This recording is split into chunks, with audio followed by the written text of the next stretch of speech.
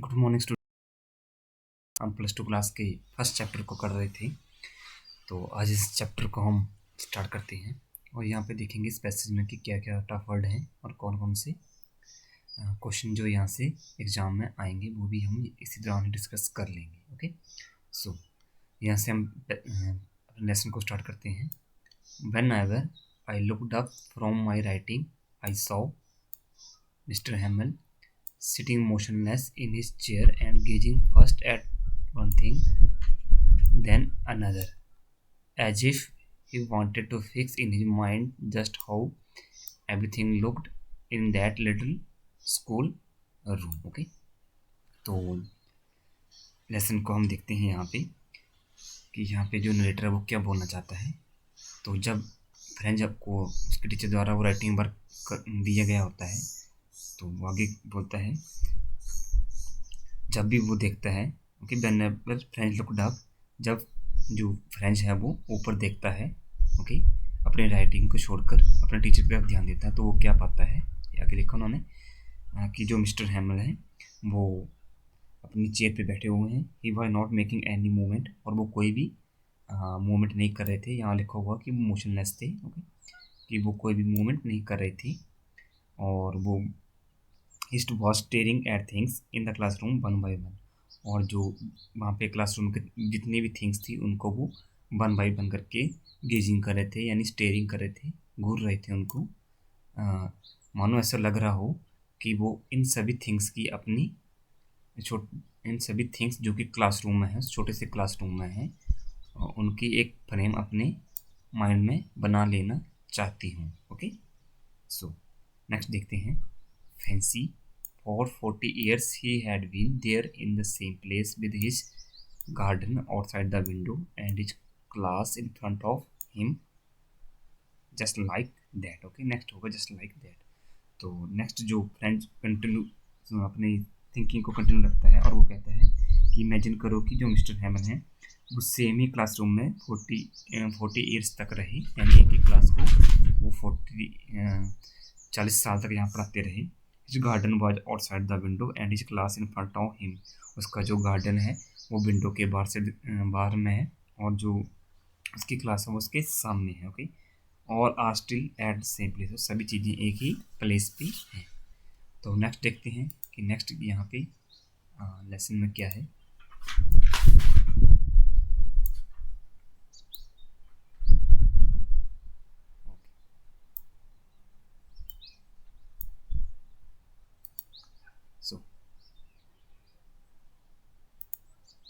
Next है just only the desk and the benches had been worn smooth, the walnut trees in the garden were taller, and the hope vine that he had planted himself twined about the windows to the roof। okay, तो next आगे बढ़ने से पहले हम जो यहाँ पे tough word को डिस्कस कर लेते हैं। सबसे पहले वर्ड है यहाँ पे hope wine. Okay, hope wine का मीनिंग होता है अ टाइप ऑफ क्रीपर, ठीक है, एक तरह की बेल होती है, उसको हम क्या बोलेंगे, hop vine. Twine circle, twine circle meaning है यहाँ पे, ये वर्ड रहा twine. Okay, twin circle, sorry, circle around, ठीक है, चारों तरफ फैली हुई, सर्कल अराउंड। ओके, तो हम देखते हैं यहाँ पे नेटर क्या बोल रहा है। French describe changes in 40 years, तो आगे जो फ्रेंच है वो चेंजेस को डिस्क्राइब करता है जो कि इन 40 वर्ष के दौरान हुए थे। Okay, bench and desk had worn out, जो बेंच और डेस्क थे वो वर्न आउट हो चुके थे। दीज वर स्मूथ नाउ, और अब ये कैसे हो गए थे, स्मूथ हो गए थे। The walnut tree had become taller, जो वॉलनट ट्री थे वहाँ पे अब वो बड़े हो चुके हैं। Hamel had planted hop vine in his garden, और जो मिस्टर हेमल थे उन्होंने अपने गार्डन में क्या किया था, होप वाइन को प्लांट किया था।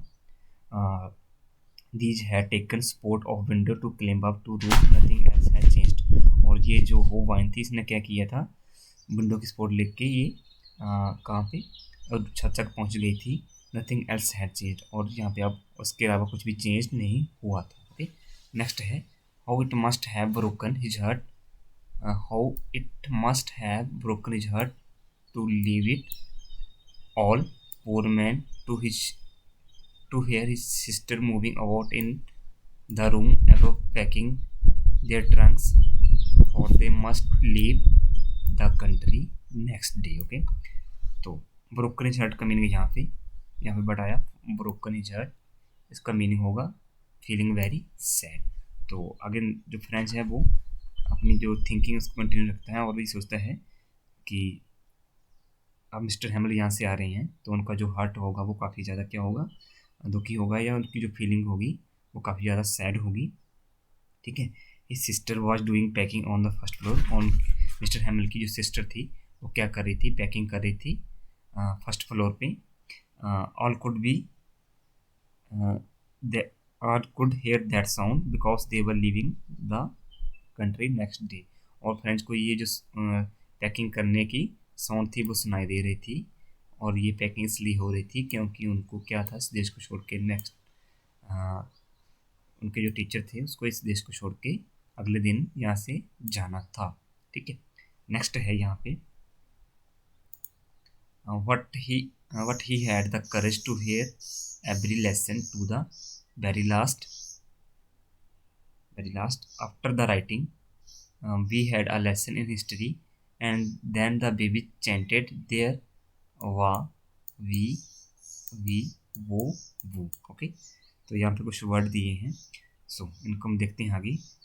चैंटेड का मीनिंग हम देख लेते हैं एक बार। चैंटेड का मीनिंग होता है रिसाइट करना। Okay, recite same as chanted. Okay, so तो नेक्स्ट जो फ्रेंच है वो डिस्क्राइब करता है कि अब फ्रेंच भी काफ़ी ज़्यादा सैड हो गया था, but on that day he listen to all the lesson till their end. But उस जो फ्रेंच था उसने क्या किया, जो भी लेसन मिस्टर हैमिल ने पढ़ाया था उसको बिल्कुल उसने एंडिंग तक सुना था। French say that is showed his courage.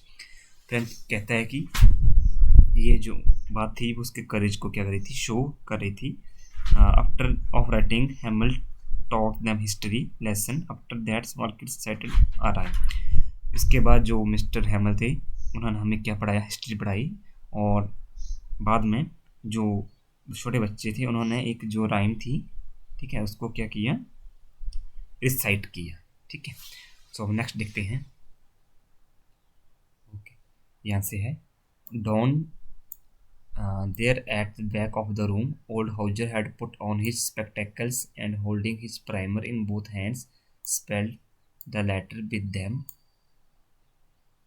Next, you could see that he too was crying. His voice trembled with emotions, and it was so funny to hear him that we all wanted to laugh and cry. Ah, how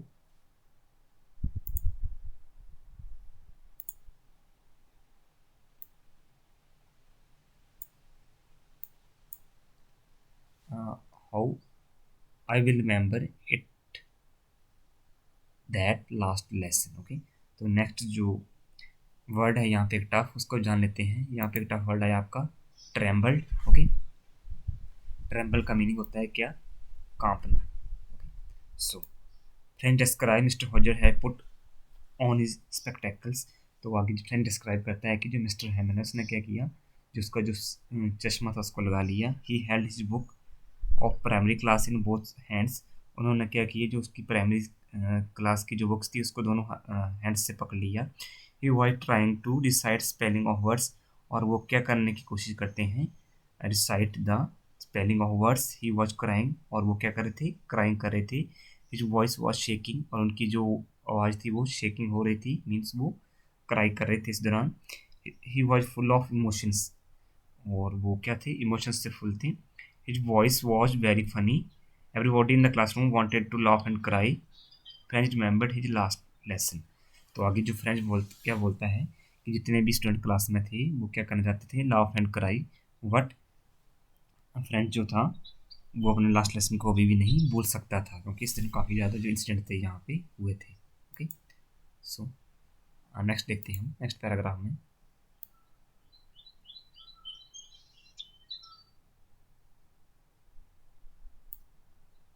okay, all at once all at once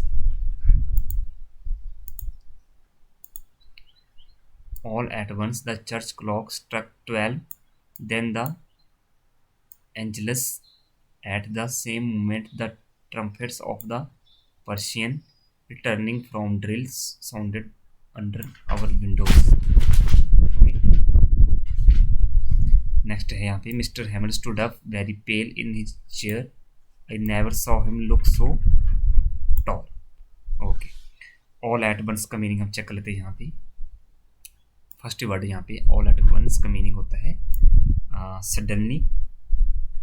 angles का meaning है यहाँ पे prayer जो church में होती है, ठीक है, उसको हम क्या बोलेंगे एंगलस. और नेक्स्ट है यहाँ पे ट्रम्फर्स, ठीक है, ट्रम्फर्स का मीनिंग क्या होगा वगल्स, ठीक है. और नेक्स्ट है लुक टॉल. लुक टॉल का मीन है ये वर्ड लुक, और एक वर्ड है यहाँ पे टॉल, इसका मीनिंग होगा कॉन्फिडेंट, ठीक है. लेसन में इसका मीनिंग होगा confident. Okay. So friend describe suddenly it was 12 o'clock by the clock at church. तभी क्या हुआ, जो चर्च की क्लॉक थी उसमें कितने टाइम हो गया 12 o'clock. Prayer started at the church, और जो प्रेयर थी वो चर्च में स्टार्ट हो गई थी. Persian soldier were returning from their exercise, और जो पर्शियन सोल्जर थे वो अपनी एक्सरसाइज से रिटर्न वहाँ से वापस आ रहे थे, और उनकी जो वापस आने की जो साउंड थी, ठीक है, वो क्लासरूम की खिड़की से साफ सुनाई दे रही थी. Hamel got up from his chair. तभी क्या हुआ, जो हेमल मिस्टर हेमल थे वो अपनी चेयर से स्टैंड अप हो गए. He was looking yellow. Yellow का मीनिंग यहाँ पे है कि वो थोड़े से मुरझाए हुए दिखाई दे रहे थे. उनका जो फेस था वो मुरझाया हुआ दिखाई दे रहा था. और आगे जो फ्रेंच कहता है कि मैंने कभी अपने टीचर को इतना कॉन्फिडेंट नहीं देखा था. ओके. माई फ्रेंड, तो आगे क्या हुआ, my friend said I but something choked him, he could not go on. Okay. तो Hamel started saying my friends but something stopped him, he could not continue. तभी जो मिस्टर हेमल थे वो कुछ कहने वाले थे बच्चों को, उन्होंने सिर्फ यही वर्ड कहा आई बट इसके आगे किसी चीज़ ने को स्टॉप कर दिया, वो आगे कंटिन्यू नहीं कर सके. हम देखते हैं नेक्स्ट कि यहाँ पे कौन सी थिंग्स थी जो उनको रोक रही थी. नेक्स्ट है then he turn to the blackboard, took a piece of chalk and wearing on with all his might he wrote as large as he could. Okay. तो आगे वेयर ऑन का मीनिंग है taking support. Okay.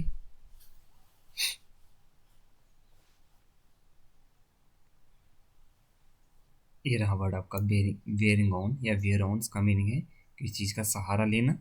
Okay. Might का meaning होता है powerful या strength. Okay. Powerful या strength या पावर. ओके. और वाइवेली फ्रांस, ठीक है. तो इस वर्ड का मीनिंग क्या होगा, ये फ्रेंच लैंग्वेज में लिखा गया है long live France. Okay. LONG और live LIVE. Okay. Long live France. Okay. इस वर्ड का मीनिंग ये है. तो तभी जो फ्रेंच डिस्क्राइब करता है कि मिस्टर हेमल अपनी चेयर से उठते हुए वो ब्लैक बोर्ड की तरफ जाते हैं और वहाँ से चौक को उठाते हैं, और वो अपनी जितनी भी उनके पास पावर होती है, जितनी भी उनकी हिम्मत होती है, उससे वो क्या लिखते हैं long live France. Okay. He wrote in very large word, और उन्होंने ये जो कोटेशन थी लॉन्ग लिव फ्रांस, ये काफ़ी ज़्यादा बड़े अक्षरों में वहाँ पे लिखी. ओके.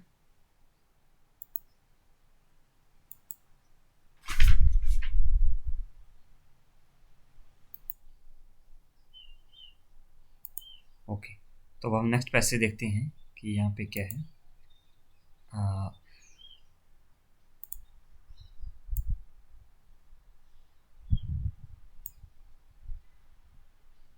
तो नेक्स्ट लेसन में क्या होता है, then he stopped and leaned his head against the wall and without a word he made a gesture us to with his hand, school is dismissed, you may go. Okay.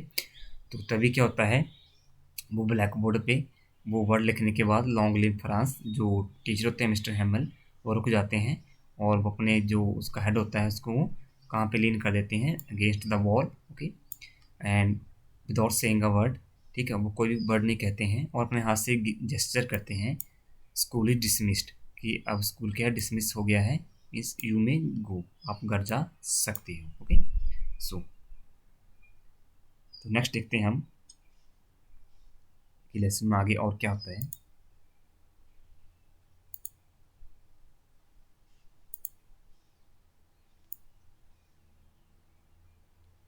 सो यहाँ पे हम देखते हैं कि इस तरह जो हमारा फर्स्ट चैप्टर है वो एंडिंग हो जाता है।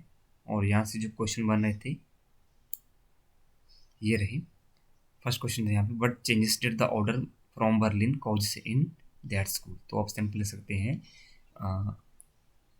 कि जो ऑर्डर आया था बर्लिन से उसमें बस यही चेंज था कि जो फ्रांस के स्कूल हैं अब, या अल्सेक और लॉरियन के स्कूल हैं, यहाँ पे अब फ्रेंच लैंग्वेज नहीं पढ़ाई जाएगी, अब यहाँ पे कौन सी लैंग्वेज पढ़ाई जाएगी, German, okay. How did French feelings change about the mister हैमल and school change. तो यहाँ पे आगे अपना लिखना है कि किस तरह जो फ्रेंच की फीलिंग्स थी वो मिस्टर हैमल और स्कूल के प्रति चेंज होगी। जैसा कि मैंने आपको बताया था कि जो फ्रेंच था उसने कभी भी मिस्टर हैमल के क्लासरूम में कोई अटेंशन नहीं दिया था, ओके। और जब वो जाने वाले होते हैं तब उस दिन उस लेसन को वो बड़े ध्यान से सुनता है, ओके, और उसको वो अंडरस्टैंड भी इजीली हो जाता है, ओके। और स्कूल चेंजेस के बारे में आप लिख सकते हैं कि जैसे स्कूल आमतौर पे ओपन होता है और वहाँ पे जो साउंड होती है और जो नॉइस होता है वो उस दिन ऐसा कुछ भी नहीं था, स्कूल में बिल्कुल पीस थी, as like Sunday morning, okay. So ये आपका फर्स्ट चैप्टर कंप्लीट हो गया। आई होप आपको ये चैप्टर क्लियर हो गया और इसकी जो स्टोरी है वो भी आपको क्लियर हो गई। नेक्स्ट टाइम हम इसके जो क्वेश्चन हैं उनको डिस्कस करेंगे, ओके। Thank you.